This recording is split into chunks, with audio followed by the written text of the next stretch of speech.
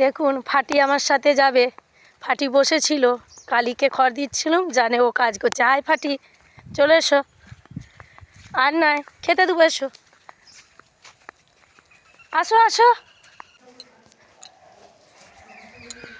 ওরে দেখতেই পাচ্ছেন দাঁড়িয়ে আছে, আমাকে খাবারটা রেডি করতে হয়েছে। আয় ফাটি। ওই একটু দুপুরে, একটু বিকালে, একটু সকালে এই ভাত মুড়ি যা থাকে আমরা দিই।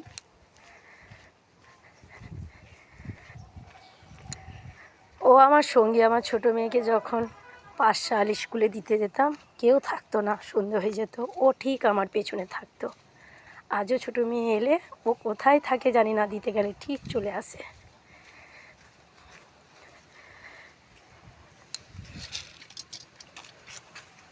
দাঁড়া, পরিষ্কার করে দিই। হ্যাঁ, সবাই দিয়ে যায় এখানেতে। নে খা মা।